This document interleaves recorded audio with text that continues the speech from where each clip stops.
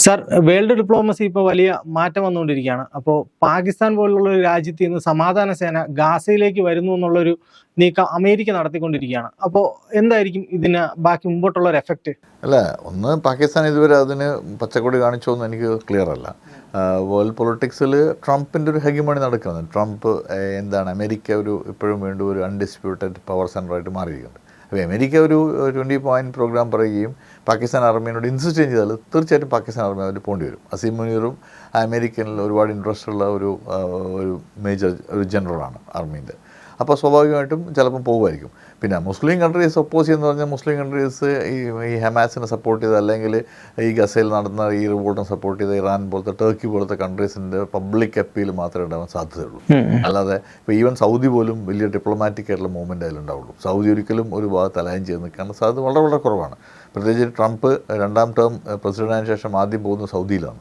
പണ്ടൊക്കെ American president elect ചെയ്ത് ആദ്യം അമേരിക്കൻ പ്രസിഡന്റ് പണ്ടൊക്കെ പോയി യൂറോപ്പിലായിരുന്നു.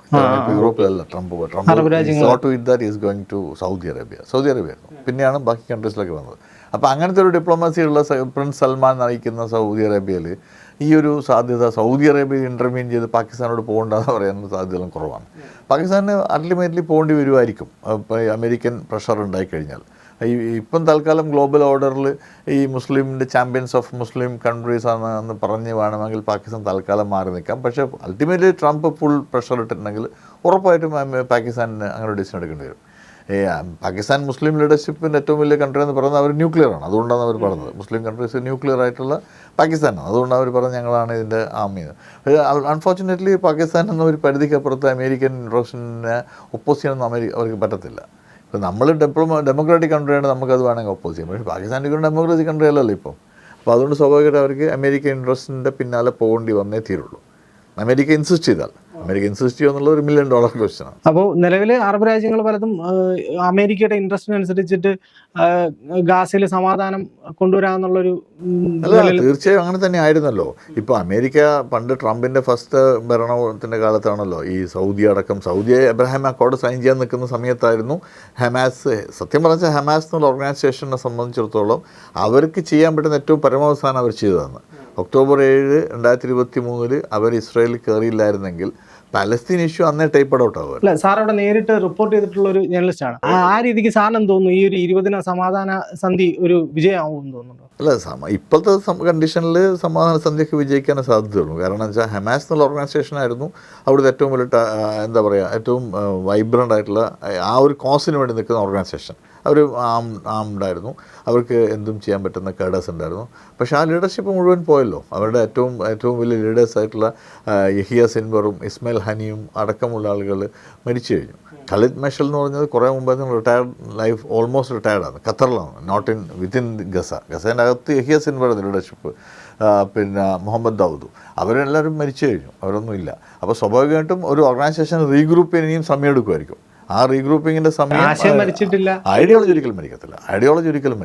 ഐഡിയോളജിനെ അങ്ങനെ നമുക്ക് വൈപ്പ് ഔട്ട് ചെയ്യാൻ പറ്റുള്ളൂ. ഐഡിയോളജി അത് എന്ത് ഐഡിയോളജി ആണെങ്കിലും, അത് നല്ലതാണെങ്കിലും ചീത്തയാണെങ്കിലും അതെല്ലാം ഒരു റിലേറ്റീവാണ്. അപ്പോൾ ആ ഐഡിയോളജി നിൽക്കും വേണമെങ്കിൽ നാളെ റീഗ്രൂപ്പ് ചെയ്യുകയും ചെയ്യാം. പക്ഷേ തൽക്കാലം ഇപ്പോൾ എന്തായാലും റീഗ്രൂപ്പ് ചെയ്തിട്ടില്ല.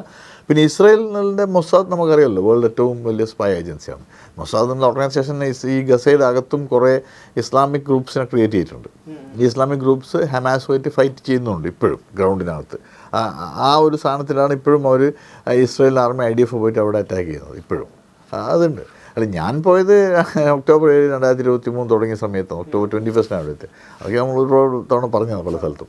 അത് ഗസ ബോർഡർ വരെ ഞങ്ങൾ പോയിട്ടുണ്ട്. നിലവിലെ സാഹചര്യത്തിൽ ഒരു പലസ്തീൻ രാജ്യം എന്ന് പറയുന്നത് ഒരു സങ്കല്പം മാത്രമായിട്ട് നിൽക്കുകയാണ്. അല്ല, ഇപ്പം നമ്മളെ ഇന്ത്യൻ്റെ ഇൻട്രസ്റ്റ് എല്ലാ കാലത്തും ട്വിൻ സ്റ്റേറ്റ് ആയിരുന്നു. നമ്മൾ ടു സ്റ്റേറ്റ് തിയറിക്ക് നമ്മൾ അനുകൂലമായിരുന്നു. പക്ഷേ ഇപ്പോഴും നമ്മൾ അങ്ങനെയാണ്. പക്ഷേ നമ്മൾ മാത്രമല്ല, വേൾഡ് ഓർഡർ എങ്ങനെ ഡിസൈഡ് ചെയ്യുന്നത്. ഈ ജൂയിഷ് കമ്മ്യൂണിറ്റി എന്ന് പറഞ്ഞാൽ വളരെ പവർഫുൾ കമ്മ്യൂണിറ്റിയാണ്.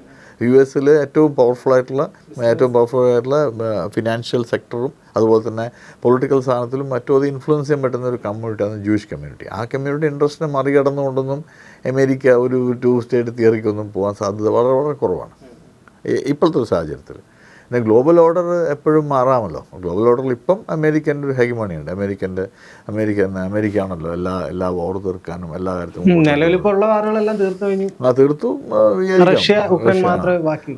റഷ്യ യുക്രൈൻ വാർ എങ്ങനെ തീരുമെന്ന് അറിയില്ല, പക്ഷെ തീർക്കാൻ സാധ്യത വളരെ കൂടുതലാണ്. തീരും. ഇസ്രായേലി ജനതയ്ക്ക് ഇപ്പോൾ ഹമാസിന്റെ ഭാഗത്തു നിന്നുള്ള ആക്രമണ ഭീഷണി ഇപ്പോൾ ഒഴിഞ്ഞു നിൽക്കുകയാണോ? ഞാൻ നേരത്തെ പറഞ്ഞല്ലോ, നമ്മൾ നേരത്തെ സംസാരിച്ചു, ഐഡിയോളജി അങ്ങനെ മരിക്കില്ല. അപ്പോൾ സ്വാഭാവികമായിട്ടും സിംഗിൾ വുൾഫ് അറ്റാക്ക് ഒക്കെ ഉണ്ടാവാം. സിംഗിൾ വുൾഫ് അറ്റാക്ക് എന്ന് പറയാം. ഒരു ടെററിസ്റ്റ് അറ്റാക്ക് വന്ന് ഒരു 3 ആളുകൾ വെടിവെച്ച് കൊള്ളുന്നു, അത് സംഭവിക്കാമല്ലോ. അപ്പോൾ അത് ഇപ്പം ഈ ഇസ്രായേലിൻ്റെ ബോർഡർ ഷെയർ ചെയ്യുന്ന കുറേ ആളുകളുണ്ട്. അത് കുറേ ആൾക്കാർ ഇങ്ങോട്ട് കടന്നിട്ടുണ്ട് പല രീതിയിലും. അപ്പോൾ അങ്ങനെ ഇപ്പം ഞങ്ങൾ സെപ്റ്റംബർ 2025 ഈ 2 മാസം മുമ്പ് അവിടെ പോയിരുന്നു. അപ്പം ജെറൂസലേമിൽ ഞങ്ങൾ അന്ന് ജെറൂസലേമിൽ താമസിച്ച് ജെറൂസലേം ഞങ്ങൾ ടെലവീവിലേക്ക് വരുന്ന വഴിക്ക് നമ്മൾ അറിഞ്ഞത് ഈ ജെറൂസലേമിൽ ഷൂട്ട് ഔട്ട് ഉണ്ടായിരുന്ന ഒരാൾ വന്ന് വെടിവെച്ചു. 6 പേര് മരിച്ചു. ഒരു ബസ്സിൽ സഞ്ചരിച്ചുകൊണ്ട് 6 പേരന്ന് മരിച്ചു. അയാളെ വെടിവെച്ച് കൊന്നു, തിരിച്ചു കൊന്നു. അവിടുത്തെ ഒരു ലോക്കൽ പോലീസുകാരൻ വെടിവെച്ച് കൊന്നു. പക്ഷേ ഇങ്ങനത്തെ സംഭവങ്ങൾ ഇസ്രായേൽ എപ്പോഴും സംഭവിക്കാം. പക്ഷേ വേറൊരു കാര്യം എന്താ വെച്ച് കഴിഞ്ഞാൽ ഇസ്രായേൽ ജനത എപ്പോഴും വളരെ കോൺഫിഡൻ്റ് ആയിരിക്കും. കാരണം അവർക്കിപ്പോൾ ഒരു മിസൈൽ അറ്റാക്ക് വരുന്നതിന് ഒന്ന് അയൺ ഡോം ഉണ്ട്. രണ്ടാമത്തത് ഇവരുടെ മൊബൈൽ അലേർട്ട് ഒരു 30 സെക്കൻഡ് 40 സെക്കൻഡ് മുമ്പിലേക്ക് മൊബൈൽ അലേർട്ട് വരും. ഈ മൊബൈൽ അലേർട്ട് വന്ന് അപ്പം തന്നെ ഇവരെല്ലാം ബങ്കറിലേക്ക് പോകും. അപ്പം ചോദിക്കും ഒക്ടോബർ 7-ാം തീയതി എന്താ സംഭവിച്ചത്? ഒക്ടോബർ 7-ാം തീയതി ഒന്ന് ചെറിയ ഇൻ്റലിജൻസ് ഫെയിലിയർ അന്ന് ഉണ്ടായിട്ടുണ്ട്. 2 അന്ന് ഈ സബാത്ത് ഡേ ആണ്. ഇസ്രായേൽ റിലീജിയസ് ആയിട്ട് അന്ന് അവർ മൊബൈൽ ഫോൺ നോക്കുകയോ ടെലിവിഷൻ കാണുകയോ ഒന്നും ചെയ്യാത്തൊരു ദിവസമാണ് ഷബാത്ത് ഡേ എന്ന് പറഞ്ഞാൽ. അന്ന് ഈ അറ്റാക്ക് നടന്നിട്ടുള്ളത് ഒരു സാറ്റർഡേ ആയിരുന്നു. സാറ്റർഡേസിൽ ഒരിക്കലും ഇസ്രായേലീസ് വളരെ ലത്താർജിക്കൽ, ഒരു അവധി സാറ്റർഡേ ആണ്, നോട്ട് സൺഡേ. അപ്പോൾ ഹമാസിൻ്റെ ത്രട്ട് എപ്പോഴും ഇൻഡിവിജ്വലായിട്ട് ത്രട്ടൊക്കെ ഉണ്ടാവാൻ സാധ്യതയുണ്ട്. അതൊക്കെ എപ്പോഴും ഉണ്ടാവും. ഹമാസ് നല്ല ഫോമിലാവണം എന്നൊന്നുമില്ല. ഹമാസ് മാത്രമല്ല, Hezbollah was very powerful. Hezbollah ആയിരുന്നു വെസ്റ്റ് ബാങ്കിലുള്ള ഓർഗനൈസേഷൻ. ഹെസ്ബുള്ള ആയാലും ഹമാസ് ആയാലും ഇറാനിലെ ഹൗത്തി, ഇറാൻ്റെ ബോർഡറിൽ നിന്ന് യമനിലുള്ള ഹൗത്തികളായാലും ഇതൊക്കെ ഇറാൻ്റെ ഒരു ഇറാൻ്റെ പ്രൊട്ടജീസാണ്. ഇറാൻ ഉണ്ടാക്കിയ ഓർഗനൈസേഷൻസ് ആണ് ഇതെല്ലാം. അങ്ങനെയാണ് വേൾഡ് പൊളിറ്റിക്സിൽ ഇപ്പോഴും. പക്ഷേ ഹമാസിനെ സപ്പോർട്ട് ചെയ്യുന്ന രാജ്യങ്ങൾ ഉണ്ട്. അപ്പോൾ അവരുടെ സഹായത്തോടെ ഹമാസിന് തിരിച്ചു വരാനുള്ള എന്തെങ്കിലും സാധ്യത? അല്ല, ഹമാസ് എന്തായാലും റീഗ്രൂപ്പ് ചെയ്യാൻ ശ്രമിക്കും. അത് ഉറപ്പായിട്ടും ഒരു മിലിറ്റൻ്റ് ഓർഗനൈസേഷൻ അവരുടെ ഐഡിയോളജി വെച്ച് ആൾക്കാരെ ബ്രെയിൻ വാഷ് ചെയ്ത്, അല്ലെങ്കിൽ അവരുടെ കോസിന് വേണ്ടി ബ്രെയിൻ വാഷ് നമ്മൾ പറയുന്നതാണ്. അങ്ങനെ ആയിരിക്കണമെന്നില്ല മറ്റൊരാളുടെ ഒരു പെർസ്പെക്റ്റീവ്. അപ്പോൾ അവർ അത് ആ സാധനം അവരുടെ ഐഡിയോളജി അവർ ഇതാക്കി ആ കോസിന് വേണ്ടി അവർ ഇനിയും ഫൈറ്റ് ചെയ്യാൻ സാധ്യതയൊക്കെയുണ്ട്. അപ്പോൾ അത് ഇപ്പം ടർക്കി പോലത്തെ അല്ലെങ്കിൽ ഇറാൻ പോലത്തെ കൺട്രികൾ ഇവരെ സപ്പോർട്ട് ചെയ്യുന്നുണ്ട് പ്രത്യക്ഷമായും പരോക്ഷമായും ഒക്കെ. ആയുധങ്ങൾ കൊടുക്കാം. ആയുധങ്ങളൊക്കെ വേൾഡിൽ ക്ലാൻഡസ്റ്റീനായിട്ട് ആയുധങ്ങൾ കടന്ന ഒരുപാട് സംഘങ്ങളുണ്ടല്ലോ. ആയുധങ്ങൾ പോവുകയും ആയുധങ്ങളുടെ റൂട്ടും ഒക്കെ ഇപ്പോഴും തുർക്കി ഡ്രോണുകളാണ് ഏറ്റവും കൂടുതൽ ഹമാസ് ഉപയോഗിച്ചുകൊണ്ടിരുന്നത്. ടർക്കിൻ്റെയും ഇറാൻ്റെയും പിന്തുണ ഉണ്ടായിരുന്നു ഹമാസിന്. ഇറാൻ എല്ലാ കാലത്തും ഹമാസിന് പിന്തുണ കൊടുത്തിട്ടുണ്ട്. ടർക്കി ടർക്കിഷ് ഡ്രോൺസ് ഉപയോഗിച്ചിട്ടുണ്ട്. ടർക്കിയും സയൻറ്റിഫിക്കലി ഒക്കെ നല്ല ഒരുപാട് ഡിഫൻസ് സാധനങ്ങളൊക്കെ ഉണ്ടാക്കുന്ന കൺട്രിയാണ്. അപ്പോൾ ഈ 2 കൺട്രീസിനും സപ്പോർട്ട് അവർക്കുണ്ട്. പാകിസ്ഥാൻ ഓഫ് കോഴ്സ് പ്രത്യക്ഷത്തിലും പരോക്ഷമായി സപ്പോർട്ട് കൊടുത്തിട്ടുണ്ട്. അപ്പോൾ ഇനിയിപ്പോൾ പാകിസ്ഥാൻ ആർമി ഹമാസിനെ തന്നെ തുരത്താൻ വേണ്ടി ഗസയിൽ പോയി കഴിഞ്ഞാൽ അതിൻ്റെ സിറ്റുവേഷൻ വേറെ. അല്ല, ആ രീതിക്കൊന്നും ഉണ്ടായി കഴിഞ്ഞാൽ പാകിസ്ഥാൻ അത് ആഭ്യന്തരമായിട്ടൊരു പ്രശ്നം ഉണ്ടത്തില്ല? പാകിസ്ഥാനിലുള്ള സംഘടനകൾ അല്ല, പാകിസ്ഥാനിൽ ഇപ്പം തന്നെ ആഭ്യന്തരമായിട്ട് പല പ്രശ്നങ്ങളുണ്ടല്ലോ. പാകിസ്ഥാനിൽ ബലൂചിസ്ഥാനിൽ BLAൻ്റെ ഫൈറ്റ് പാകിസ്ഥാനകത്ത് നടക്കുന്നു. സിന്ധിൻ്റെ അകത്ത് പ്രശ്നങ്ങൾ നടക്കുന്നു. MQM പോലത്തെ ഓർഗനൈസേഷൻസ് ഉണ്ട്. ഇപ്പുറത്തെ പഷ്തൂനിൽ പ്രശ്നം നടക്കുന്നു. പാകിസ്ഥാനിലെ ഈ ഓർഗനൈസേഷനൊക്കെ പറയുന്നത് ഈ പാകിസ്ഥാൻ എന്നുള്ളൊരു കൺട്രി ഇല്ല, പഞ്ചാബ് മാത്രമേ ഉള്ളൂ. പാകിസ്ഥാൻ എല്ലാ കാലത്തും പഞ്ചാബി റെജിമായിരുന്നു, പഞ്ചാബി ലീഡർഷിപ്പായിരുന്നു പാകിസ്ഥാൻ ഭരിച്ചുകൊണ്ടിരുന്നത്. മറ്റുള്ളവർക്കും റോളില്ല. ആൻഡ് ബലൂചിസ്ഥാൻ ഏറ്റവും നാച്ചുറൽ വെൽത്ത് ഉള്ളൊരു സ്ഥലമാണ് ബലൂചിസ്ഥാനിൽ ഏറ്റവും കൂടുതൽ നാച്ചുറൽ വെൽത്ത് ഉള്ളത്. ബലൂചിസ്ഥാനിലെ BLA പോലത്തെ ഓർഗനൈസേഷൻ ഇപ്പോൾ നമ്മളുമായിട്ട് ഇന്ത്യയായിട്ട് സഹകരിക്കുന്നതാണ്.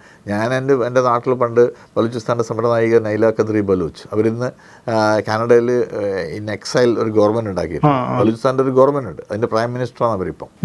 അവർ നമ്മളെ നാട്ടിൽ വന്നിട്ട് പണ്ട് സംസാരിച്ചിട്ടുണ്ട് ഈ കോസിന് ഈ സാധനത്തിൽ വിട്ട്. അപ്പോൾ അവരന്ന് പറഞ്ഞത് ചൈനയാണ് പാകിസ്ഥാനിൽ പ്രത്യക്ഷമായും പരോക്ഷമായും എല്ലാ പിന്തുണയും കൊടുക്കുന്നത്.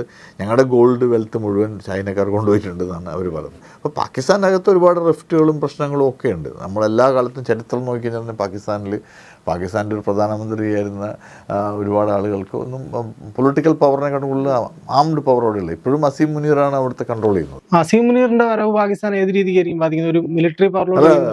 എനിക്ക് തോന്നുന്നു പർവേസ് മുഷറഫിന് ശേഷം ഏറ്റവും പവർഫുൾ ആയിട്ടുള്ള ഒരു പാകിസ്ഥാൻ മിലിറ്ററി ജനറലാണ് അസീം മുനീർ. അയാൾ അമേരിക്കയായിട്ട് വളരെ പേഴ്സണലായിട്ട് വളരെ അടുപ്പമുള്ള ട്രംപുമായിട്ട് അമേരിക്കയിൽ ഇടയ്ക്കിടയ്ക്ക് പോവുകയും ഒക്കെ ചെയ്യുന്ന ഒരാളാണ്. ഒരുപാട് ബിസിനസ് ഇൻട്രസ്റ്റും ഒക്കെ ഉണ്ടെന്നാണ് വേൾഡ് മീഡിയ പറയുന്നത്. എന്താണ് അറിയില്ല. പക്ഷേ അസീം മുനീർ അവിടുത്തെ പാകിസ്ഥാനിലെ പർവേഷ് മുഷറഫിന് ശേഷം ഏറ്റവും പവർഫുൾ ആയിട്ടുള്ള ഒരു ജനറലായിട്ട് വന്ന ആളാണ്. അപ്പോൾ സ്വാഭാവികമായിട്ടും അയാളുടെ ഒരു ഇതുണ്ടാവും. പാകിസ്ഥാൻ എല്ലാ കാലത്തും ആർമിക്ക് ഒരു സിയാഉൽ ഹക്ക് മുതൽ ഇങ്ങോട്ട് നോക്കിക്കഴിഞ്ഞാൽ ആർമിക്ക് ഒരു പവറുണ്ട് എല്ലാ കാലത്തും. ആർമി തന്നെയാണ് കൺട്രോൾ. അൾട്ടിമേറ്റ്ലി ഗാസയിലോട്ട് പാകിസ്ഥാൻ സേന വരുന്നുണ്ട് എന്നുണ്ടെങ്കിൽ അത് വീണ്ടും പാകിസ്ഥാൻ ഒരു തലവേദന തന്നെ ആവും. അല്ല, പാകിസ്ഥാൻ ഇൻറ്റേർണലായിട്ട് ഒരുപാട് റിഫ്റ്റും പ്രശ്നങ്ങളൊക്കെ ഉണ്ട്. പാകിസ്ഥാനിലെ ഈ മറ്റു പല ഓർഗനൈസേഷനുകളും അതിനെതിരെ നിൽക്കും. കാരണം ഗാസയിൽ അഗൻസ്റ്റ് ഹമാസ് ഇൻട്രസ്റ്റ് ആയിരിക്കുമല്ലോ അത് ചെയ്യുന്നത് സ്വാഭാവികമായിട്ടും. ഹമാസ് ഇൻട്രസ്റ്റ് പറഞ്ഞാൽ ഇസ്ലാമിക് ഇൻട്രസ്റ്റ് എന്ന് പറയാം. അപ്പോൾ അത് അവിടെ അവർക്കത് അത്ര ഡൈജസ്റ്റ് ചെയ്യാൻ പറ്റില്ല സ്വാഭാവികമായിട്ടും. പക്ഷേ അതൊന്നും അതിന് മാത്രമുള്ളൊരു സ്ട്രെങ്ത് ഒന്നും ഇപ്പോൾ ഹമാസിനോ അല്ലെങ്കിൽ ഹമാസ് സപ്പോർട്ട് ചെയ്യുന്ന ആൾക്കാർക്കൊന്നുമില്ല.